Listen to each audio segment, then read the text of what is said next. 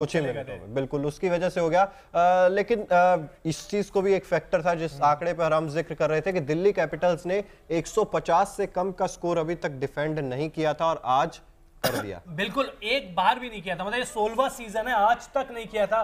वही बात है ना कि कल वही बात चल रही थी कि विराट कोहली को बोल्ट ने कभी आउट नहीं किया था आईपीएल में, कल पहली ही गेंद पर कर दिया था। तो यहाँ पे जो रिकॉर्ड्स है ना वो बनते ही टूटने के लिए। यहाँ पर पहले नहीं हुआ, इसका मतलब ये नहीं है कि आज नहीं होगा या आगे भी नहीं हो सकता।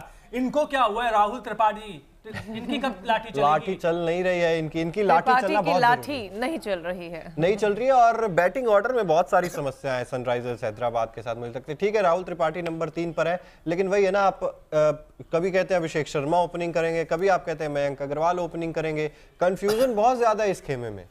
लेकिन मयंक अग्रवाल आज इनको नहीं बोल सकते, 49 रन बनाए हैं इन्होंने। मुझे लगता है मयंक अग्रवाल कंसिस्टेंटली परफॉर्म कर रहे हैं, बहुत ज्यादा नहीं बट एटलीस्ट आते हैं, अपना कैमियो जरूर निभाते हैं। बट रंजना विकेट तो फेंक के चले जाते हैं ना, 39 गेंद खेली है, 49 रन बनाए हैं। अगर यहीं से 10-15 रन और हो जाते तो हम एसआरएच की जीत की बात कर रहे होते। तो बिल्कुल वो अनुभवी खिलाड़ी है, बिल्कुल उस कैलिबर के खिलाड़ी हैं, प्लेयर हैं। और ये जो पारी है, ये बापू जितनी तारीफ कीजिए आपका, मैं बहुत प्रभावित करे। बिल्कुल, और फिर बॉलिंग आज दिल्ली कमाल कर, मतलब बात करें तो मुझे लगता है कि आज दिल्ली की गेंदबाजी भी अच्छी हुई और बैटिंग तो चलिए ठीक है, उतने रन्स नहीं थे और अक्षर पटेल के उसमें से कितने? 34 रन है। हाँ, अक्षर पटेल की तारीफ होनी चाहिए। देखिए कुलदीप यादव ने भी 4 ओवर 21 रन 1 विकेट, और जो अभिषेक शर्मा का विकेट लिया, रन रोके। मिडिल्स ओवर्स में क्या था, रन रोके। मुझे लगता है सारा कमाल जो है आज गेंदबाजों का ही रहा है, क्योंकि इतना कम स्कोर, जैसे कि आपने बोला कि 16वां सीजन में डिफेंड नहीं कर पाई, उसे डिफेंड करना एक बहुत बड़ा टास्क है। तो कुलदीप यादव और अक्षर पटेल की जो सहभागिता रही, न सिर्फ रनों को रोका बल्कि विकेट भी चटकाया। हालांकि एंड्रिच नौटिया बिल्कुल थोड़ा सा पिटे जरूर, लेकिन 2 महत्वपूर्ण विकेट लिए और सबसे महत्वपूर्ण क्लासन का विकेट जो वो निकाल के ले गए 19वें ओवर में। बहुत क्रिटिकल सिचुएशन थी, लेकिन इन्होंने चेरी ऑन द केक वाला काम किया है, आए और आइसिंग लगा के उसको केक को स्वादिष्ट बना के चले गए। अमन खान एक कैच नहीं भूलेंगे, मुझे लग रहा है वो कैच भी बिल्कुल नहीं भूलेंगे। और जो जिस तरीके से आउट हुए थे वो भी कभी शायद नहीं भूलेंगे, क्योंकि रिकी जब ये आउट हुए थे, बेहद खराब शॉट खेल के आउट हुए, तो रिकी पॉन्टिंग का रिएक्शन देखने वाला था। विकेट फेंक के गए थे, वही ओवर जिसमें वॉशिंगटन सुंदर ने 3 विकेट लिए थे एक ही ओवर में। क्या जल्दबाजी है। ठीक है, देखिए आज कोई शायद ज्यादा बात करेगा नहीं क्योंकि दिल्ली जीत गई है, लेकिन यहाँ हारती तो बहुत सारी बातें दिल्ली कैंप से भी आती। बल्लेबाजी तो देखिए दोनों टीमों की परेशानी है, ये आपको माननी होगी। गेंदबाजी धीरे धीरे काम आ रही है। ये बापू की इनिंग, आज 34 रन। आज आप स्ट्राइक रेट में देखिए, क्योंकि ये 34 रन नहीं आते ना तो शायद अब 100 रन भी नहीं बना पाती। 4 चौके 1 छक्के, तो इनकी पारी से आज खुश है। मनीष पांडे ने भी 34 रन बनाए, उन्होंने भी एक अच्छी पारी खेली। थोड़ा सा मोमेंटम लाने की कोशिश मनीष पांडे ने की, आपकी स्क्रीन पे चल रहा है। 27 गेंद 34 रन, 126 के करीब का स्ट्राइक रेट, जो 2 चौके। तो ये 2 महत्वपूर्ण पारी, हालांकि ये महत्वपूर्ण पारी है लेकिन बड़ी पारी हो सकती थी। देखिए, इन्हें समझना होगा अपनी पोजीशन को, मनीष पांडे और अक्षर पटेल। हालांकि अगर ये हार जाती दिल्ली तो हम इसी पारी को शायद क्रिटिसाइज कर रहे होते। आपने ठीक कहा कि बड़ा योगदान इन दोनों का ही आज रहा है, लेकिन यहाँ हैदराबाद सनराइजर्स सामने थी जो उस स्कोर को भी डिफेंड नहीं कर पाई, यहां पर उतना स्कोर भी नहीं बना पाए। अब यहां से कमर कसने की दिल्ली को जरूरत है, क्योंकि हाई स्कोरर मैच हमने कल ही चेन्नई सुपर किंग का मैच देखा है जहां पर हाईएस्ट स्कोर बना है। तो ये 144, 150, 60 तक जाने से कोई फायदा नहीं होगा। इतनी छोटी पारियों का जब आप समझते हैं कि आपका कैलिबर और पोटेंशियल उस दर्जे का है, उस लेवल का है, तो आपको वो बड़े शॉट्स खेलने होंगे। यहाँ से 180-90 तो कम से कम स्कोर बोर्ड पर लगाना होगा। और एक सवाल मेरा आप तीनों से है, कब चलेगी दिल्ली की ओपनिंग जोड़ी? पृथ्वी शॉ और वार्नर नहीं चले, आज फिल सॉल्ट और वार्नर आए, वो भी नहीं चले। ओपनिंग जोड़ी की समस्या कब खत्म होगी? ये वही है ना, इस टीम का तो बेड़ा पार बापू ही कर रहे हैं। बापू ही कर रहे हैं इस टीम का बेड़ा पार, और किसी में आप ज्यादा उम्मीद नहीं कर पा रहे हैं इस टीम में। मिचेल मार्श ने हालांकि आज शुरुआत में आए, वो कुछ शॉट्स उन्होंने खेले, लेकिन डेविड वार्नर चलते जरूर हैं कुछ मैचेस में, लेकिन स्ट्राइक रेट का बिल्कुल मैच विनिंग इनिंग्स नहीं आई है। इन्हें स्टार्ट मिल गया था, उसके बावजूद ये बड़े स्कोर में उसे तब्दील नहीं कर पाए। और एक और आंकड़ा है, बड़ा ही दिलचस्प आंकड़ा है, और खास तौर पर यह आंकड़ा है लक्ष्य जी और रंजना जी के लिए।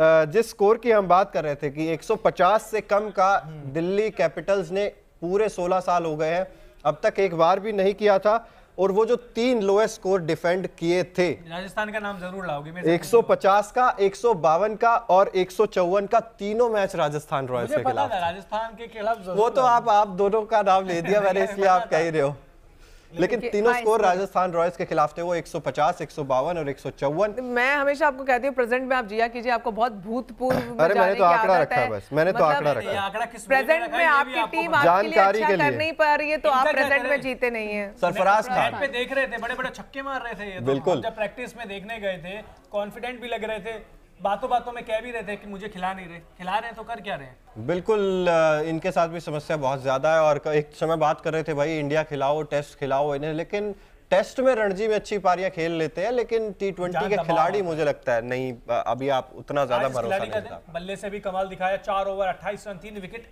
1 ओवर में गेम पूरी तरीके से और इनका ड्यू था, अभी तक आईपीएल में कुछ भी नहीं कर पा रहे थे वॉशिंगटन सुंदर, और अब आज फाइनली वॉशिंगटन सुंदर जिस सुंदर चेहरे, जिस सुंदर प्रदर्शन की हम लोग इंतजार करते हैं, वो सुंदर प्रदर्शन आया, लेकिन जीत नहीं मिली। ये अफसोस की बात जरूर होगी सुंदर के लिए। बिल्कुल, मयंक मार्कंडे आज आखिरी ओवर उनका पिट गया, गेंदबाजी उन्होंने भी अच्छी करी। आखिरी ओवर में अक्षर पटेल ने लगातार 3 चौके मारे और फिर दुग्गा, मतलब टोटल 15-16 रन बनाए थे। मयंक मार्कंडे भी इंप्रेस कर रहे हैं एसआरएच की साइड से। आज एसआरएच की देखिए बॉलिंग के बारे में तो आप दोनों के बारे में बात नहीं कर सकते, दोनों ही टीमों ने अच्छी गेंदबाजी करी है। Bhuvneshwar Kumar is back, 4 over 11 run 2 wicket, बहुत दिनों बाद वो पुराना भुवी याद आया, आज देखा है जिसके लिए वो जाने जाता था। बिल्कुल, और भुवनेश्वर कुमार स्विंग करवाते शुरू से नई गेंद से, वो एक जो हम मिस कर रहे थे और वही चीज़ आज देखने को मिली। और जब पहला ओवर भी कर रहे थे तब भी गेंद जब लहरा रही थी तो मज़ा आ रहा था देखने में, वो भुवनेश्वर कुमार जिसके लिए जाने जाते हैं। टी नटराजन आज इतना अच्छा दिन गया नहीं, आज नहीं, इनका दिन अच्छे नहीं जा रहे हैं, इनके दिन इस आईपीएल में अच्छे नहीं जा रहे हैं। डेथ ओवर में भी गेंदबाजी कर रहे हैं, तो इस हिसाब से आप देखिए इनको बोल सकते हैं कि 8.5 की इकोनॉमी। आज तो ठीक है, आज तो रन नहीं पड़े इतने ज्यादा, लेकिन इनका आज बॉलिंग अच्छी थी। अच्छा, तेज गेंदबाजी की बॉलिंग मशीन का क्या करे उमरान मलिक? 2 ओवर करते हैं, आते हैं तेज गति से गेंद करते हैं, इधर उधर फेंक के चले जाते हैं। बताइए Umran Malik the power hitting, pace ही चाहिए बस, बाकी लाइन कुछ नहीं चाहिए।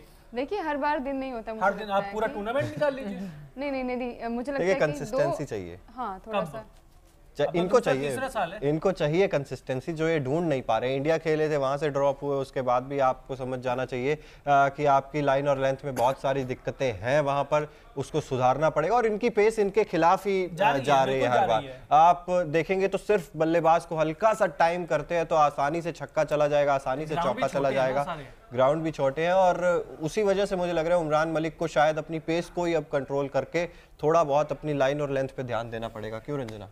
डेफिनेटली देना पड़ेगा, क्योंकि इसी को लेकर बार बार हम जिक्र करते हैं, क्योंकि कैलिबर आप में है। लेकिन मैं अगेन बार बार यही चीज़ कहूंगी कि T20 कुछ ऐसा फॉर्मेट है कि आप एक ही स्ट्रैटेजी पे नहीं वर्क कर सकते, फिर चाहे आप उसी स्ट्रैटेजी के साथ बैटिंग करें या उसी स्ट्रैटेजी के साथ जो शायद आपका फोर्टे हो सकता है इन पर्सनल लाइफ और प्रैक्टिस के दौरान, लेकिन ये भापना कि सामने आपके कौन है और किस लेंथ के साथ आपको रन बनाने हैं या फिर विकेट निकालने हैं, ये एक मैच्योर्ड प्लेयर की निशानी होती है। इमरान एक मैच्योर्ड खिलाड़ी हैं, लेकिन यहाँ पर फ्लॉप होते हुए नजर आ रहे हैं, तो ये एक चिंता का विषय जरूर है, क्योंकि ये लगातार हो रहा है। ये टूर्नामेंट में मतलब 1-2 मैच में नहीं है, कंसिस्टेंसी इज इंपॉर्टेंट, बट वहां से आपको ठीक है आप विकेट नहीं निकाल पा रहे हैं, लेकिन आप इतने रन भी नहीं दे सकते। और आप जिस तरीके से आते हैं, हवा में बॉल डालते हैं और चले जाते हैं, कुछ पता ही नहीं चलता है, समझ नहीं आता कि उसका लय क्या है, उसकी लेंथ क्या है, तो वो बहुत ज्यादा जरूरी है समझना। कप्तान भी चल नहीं रहे। कप्तान यही सबसे बड़ा खामियाजा है। बीच में चलिए एक आध पारी आई है, लेकिन एडन मार्करम को जिसलिए लाए थे, कप्तान बनाया था, वो काम तो बिल्कुल नहीं कर रहे हैं। और फॉर्म में थे, आईपीएल में आने से पहले फॉर्म में भी थे। हेनरिक क्लासन आज चले, जितना कुछ कर सकते थे, अकेले पड़ गए थे, सुंदर का साथ मिला था, लेकिन अंत में सिर्फ मारना ही था, इनको मार ही रहे थे। नॉर्के की गेंद पे आउट हो गए, 19 गेंद 31 रन। ये नहीं आउट होते तो आज नहीं भेज रहे, मुझे पता नहीं क्यों लग रहा है इनको बहुत नीचे भेज रहे हैं, क्योंकि फॉर्म में भी है, स्पिन को अच्छा भी खेलते हैं, तेज गेंदबाजों को भी अच्छा खेल रहे हैं, इनको नीचे तो नहीं खिला रहे एसआरएच। बिल्कुल नीचे खिला रहे हैं, लेकिन आप देखेंगे ना, आप Abhishek Sharma, Rahul Tripathi, Markram, Mayank Agarwal, Harry Brook, ये ऊपर के बल्लेबाज हैं जिनके बाद ही आते हैं। तो आप किसे, आप अभिषेक शर्मा को एक तरफ ओपनर मानते हैं, तो आप किससे ऊपर भेजेंगे क्लासन को? कॉम्बिनेशन अब तक बन ही नहीं पाया है ना। बिल्कुल, मयंक अग्रवाल को भी आप मिडिल में खिला देते हैं, क्लासन को भी आप मिडिल में खिला देते हैं, हैरी ब्रूक्स जो मिडिल में खेलते हैं आप उनसे ओपन करा रहे हैं। टेस्ट मैच वैसे टेस्ट मैच इसमें इनकी औसत 98 या 99 की है, T20 में 50 की खेल के जा रहे हैं। बिल्कुल, तो आप अंदाजा लगा सकते हैं कि हैरी ब्रूक जो कि एक बहुत बड़ा पिक माना जा रहा था सनराइजर्स हैदराबाद के लिए, और जिस फॉर्म में थे, चाहे पाकिस्तान के खिलाफ हो चाहे PSL में हो, लगातार अच्छी पारियां खेल रहे थे, शतक पे शतक लगा रहे थे पाकिस्तान के खिलाफ।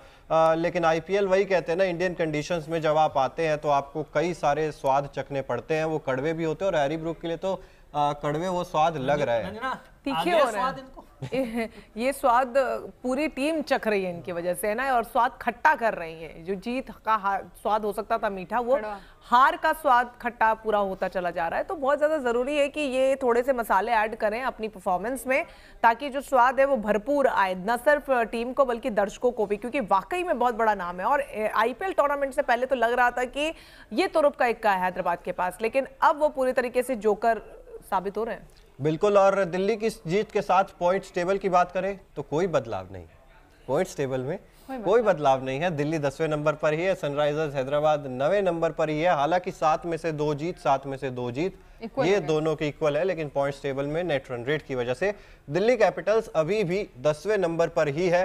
और कुलदीप यादव इंप्रेस कर रहे हैं लगातार अपनी गेंदबाजी से, चाहे दिल्ली में गेंदबाजी कर रहे हैं तब भी अच्छी गेंदबाजी कर रहे हैं। और मुकाबला इन्हीं दोनों टीमों के बीच आपको बता दें एक बार फिर से खेला जाएगा 29 अप्रैल को, जहां पर ये दोनों टीमें दिल्ली में भिड़ेंगी। बदला लेगी हैदराबाद। यार आज हम बात कर रहे थे कि हैदराबाद में तो शायद हैदराबाद जीत जाएगी और अगले मैच में दिल्ली हरा देगी, लेकिन अक्षर पटेल ने भी बयान दिया है, जब वो बैटिंग करने आए उन्होंने बस कॉफी हाथ में ली थी, 1 ओवर में 3 विकेट गिर गए, उनको हाथ के छोड़ के भागना पड़ा। तो देखिए ये T20 का मजा है, कॉफी मत पीजिए, मैच खत्म होने से पहले या बाद में पीजिए। अक्षर पटेल ने कहा 34 रन की ये पारी जो स्क्रीन पे आपको दिख रही है वो बहुत क्रूशियल थी।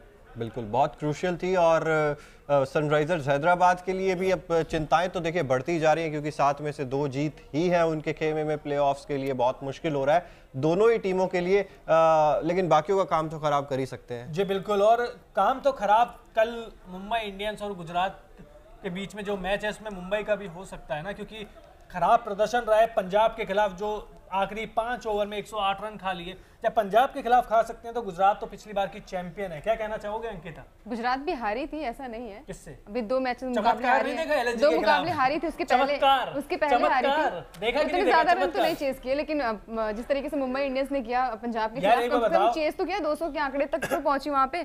तो ऐसे नहीं कर सकते। आपने भी बोला ना हर मैच छोटे स्कोर बनाएंगे, आपने भी नहीं जीत जाएंगे। देखिए आज भी लग रहा था कि हैदराबाद जीतेगी, लेकिन हुआ उल्टा ना। ऐसा तो नहीं हम कह सकते ना किसी टीम को, वो तो लास्ट ओवर में पता चलता है कि कौन सी मुझे पता नहीं क्यों लग रहा है कि कल आप लाइव में नहीं बैठोगी, पता नहीं क्यों अंदर से फील आ रहा है मेरे। कल नहीं बैठेंगे। मैंने कहा था ना मुंबई, इनको पता है मुंबई हारेगी। नहीं ऐसी कोई बात नहीं, मेरा ऑफ है तो मैं क्यों आऊंगी यार, ये गलत बात है। अच्छा बड़ी बात है, कल गुजरात के अहमदाबाद में नरेंद्र मोदी स्टेडियम में ये मुकाबला खेला जाएगा, और गुजरात के आंकड़े इस मैदान पर बहुत अच्छे हैं, और गलती से अगर चेज के आंकड़े देख लेंगे आप गुजरात के और बेहतरीन है तो वो तो और बेहतर हो जाएंगे। और प्रदीप गॉडसे का कमेंट शायद अंकिता दिखा रही है कि रिसर्च किया है उन्होंने, मुंबई इंडियंस जीतेंगे कल, वो कह रहे हैं। लेकिन और ये भी कह रहे हैं कि 30 अप्रैल को MI वर्सेस RR का मैच है, और पिछले साल भी यही दिन था। गेंदबाजी किसकी स्ट्रांग है, मुंबई या गुजरात? गुजरात की। बल्लेबाजी किसकी स्ट्रांग है? नहीं बल्लेबाजी अच्छी है, मुंबई की अच्छी है बल्लेबाजी, गुजरात की नहीं है। शुभमन गिल, रिद्धिमान साहा, अब इसके बाद हार्दिक पांड्या। आप ही बोलते ना क्रिकेट, उसके बाद भी देखिए ना राशिद खान, राहुल तेवतिया, डेविड मिलर। नहीं मुंबई में भी है प्लेयर, मारते हैं वो भी लास्ट ओवर में, बॉलिंग में उतना बराबर कर लेते हैं ना। देखिए मुझे लगता है मुंबई को डरना जरूरी इसलिए क्योंकि लास्ट मैच में जो चमत्कार का जिक्र करते हैं, हार्दिक पांड्या पूरी तरीके से फॉर्म में, न सिर्फ अपनी इंडिविजुअल परफॉर्मेंस बल्कि जो स्ट्रैटेजी उन्होंने बनाई थी और जो पासा पलटा था, तो मुंबई इंडियंस को यहाँ से थोड़ा सा खौफ खाने की जरूरत है। अर्धशतक लगाया देवी जी, पिछले मैच में अर्धशतक, 1-2 मैचेस में अर्धशतक लगा दिए तो क्या होता है, नहीं वो मुश्किल परिस्थितियों में अर्धशतक आया था वैसे अंकिता गुजरात टाइटंस के। ये इनका सही है, रोहित शर्मा 30-40 रन बनाए तो बहुत है, हार्दिक पांड्या अर्धशतक भी लगाए तो अच्छा नहीं है। बल्ले तो चल रहे हैं ना उनके। नहीं लेकिन मुंबई इंडियंस के लिए ये चीज बहुत बड़ा पॉजिटिव है कि सूर्य कुमार यादव का बल्ला चलना स्टार्ट हो गया। यही है बस, इकलौता डर है, लेकिन तिलक वर्मा बहुत अच्छे फॉर्म में, आप तिलक वर्मा को भी नहीं भूल सकते। एक बात बताओ ना, जब गेंदबाज आपको 220-230 पहले ही पड़वा देंगे तो कितना मारेंगे बल्लेबाज? जितनी बल्लेबाजी मजबूत है उतनी नहीं, अगर मुझे लग रहा है कि अगर मुंबई इंडियंस बाद में बल्लेबाजी करती है तो मुंबई इंडियंस के चांसेस है कल वाला मैच जीतने। देखिए बहुत ज्यादा एक्साइटिंग इसलिए भी होने वाला क्योंकि दोनों टीमें बड़ा स्कोरबोर्ड पर स्कोर लगाने की बोलते ना कि पोटेंशियल रखने वाली टीमें हैं, बट जो क्लैश देखना को मिलेगा हार्दिक पांड्या वर्सेस रोहित शर्मा की कप्तानी का, वो बहुत एक्साइटिंग होने वाला है। मुझे लग रहा है एक तरफ तो एकदम हाई स्कोरिंग ग्राउंड है, तो यहाँ से भी एक्साइटिंग होगा कि टीम कितने रन वहां से निकाल, वहां पर रियल कैलिबर और पोटेंशियल पता चलेगा कि आप कितने पानी में। टीम इंडिया के ओडीआई कप्तान वर्सेस टीम इंडिया के T20 कप्तान के बीच ये कॉम्बिनेशन मुझे देखना है, ये कॉम्बिनेशन बहुत बड़ा, और कल कप्तानी का भी टेस्ट होने वाला है क्योंकि जैसा कि आपने बताया बड़ा मैदान है, स्पिनर्स को एक बार फिर से मदद मिलेगी। वहां पर राशिद खान कमाल कर सकते हैं, दूसरी तरफ ऋतिक शौकीन है, वो कुछ कमाल कर सकते हैं, पीयूष चावला है वो कुछ कमाल कर सकते हैं। तो इंटरेस्टिंग तो होगा ये मैच को भी देखना। और बिल्कुल, लेकिन अंकिता दिल से नहीं दिमाग से बताना, करंट परफॉर्मेंस देखते हुए, दोनों टीमों की संभावित प्लेइंग 11 देखते हुए कौन सी टीम मजबूत दिख रही है? मैं ये नहीं पूछ रहा कौन जीतेगा कौन हारेगा, मजबूत कौन सी टीम लग रही है? मजबूत तो गुजरात लग रही है। तो अपनी टीम नहीं हार मान ली, नहीं हार नहीं मानी मैंने, आपने बोला मजबूत है। मैं भी गुजरात की साइड, ये भी गुजरात। आप देखिए मैं तो गुजरात की टीम को मान रहा हूँ, मजबूत तो नजर आ रही है यहाँ से। गेंदबाजी में अब सच्चाई तो बोलनी पड़ी, गेंदबाजी में थोड़ा सा कहीं ना कहीं मुझे लगता है मुंबई वो, क्योंकि जोफ्रा भी आए, उन्होंने भी कल उस दिन कुछ कमाल किया, नहीं बैट से भी और गेंदबाजी से, तो शायद थोड़ी सी वहाँ पे कमी है और रोहित शर्मा को थोड़ा सा वहाँ पे ध्यान देने की जरूरत है अपने गेंदबाजी को लेकर। रंजना कल किस पे दाव खेल रहे हो? मैं तो गुजरात के साइड हमेशा से हूँ। अंकिता को अकेला छोड़ दिया और आ भी नहीं रही है कल। मैं तो मुंबई नहीं, कुछ मन से तो ये नहीं मन से। देखिए कुछ टीमों को मैंने कभी सपोर्ट नहीं किया, उसमें मुंबई इंडियंस और दिल्ली कैपिटल्स दो बड़े नाम हैं, पता नहीं वो वाइब ही नहीं आती कभी, और आरसीबी एक तीसरा बड़ा नाम है। इन तीनों टीमों को शायद मैंने कभी सपोर्ट नहीं किया है। कब रहे थे आखिरी बार? कब रहे थे आखिरी बार? अब आप दो चीजों को लेके जाएंगे कि हम 2008 में और पिछली बार हमारा फाइनल में पहुंचे थे, हम खेले थे, तो बार बार आप वही राग लापेंगे। मुझे पता है, मुझे अपनी टीम के बारे में बताने की जरूरत नहीं है, आप सबको पता है। गुजरात लेकिन शब्द आ नहीं, दिल भी नहीं दिमाग भी मेरा मुंबई की तरफ है, गुजरात की तरफ तो है नहीं। दिल और दिमाग लाइन में रहेंगे नहीं ना। मैं पहले इसी चीज का जिक्र कर रहा हूँ। एक बात समझ में नहीं आती कि आप जब मुंबई इंडियंस का मैच होता है तभी ऑफ क्यों लेते हो? नहीं ऐसी बात नहीं, आपकी तरह तो नहीं हो ना कि उस दिन आरआर और एलएसजी का मैच था, फिर आप पलट गए जब राजस्थान हार गई आपकी टीम। सबूत क्या? मेरे पास मैसेजेस पड़े, दिखाऊं? लाइव दिखा दूं? दिखाइए। अच्छा नहीं, चलिए मजाक की बात अलग है, लेकिन मजाक है, चलिए मस्ती मजाक है। नहीं, मैं ही मुझे लगता है टूरू फैन हूँ, क्योंकि आप लोग सब एक न एक बार कम से कम अपना पाला जरूर बदल चुके हैं। मैं तो जो लास्ट नाइट यानी कि आज रात मैंने जो बोला, मैं कल भी उसी पे टिकी रहती हूँ, और यही क्रिकेट लवर की पहचान होती है। आप सब दल बदलो, तीनों को साइड करके खुद की तारीफ। हाँ ये सच्चा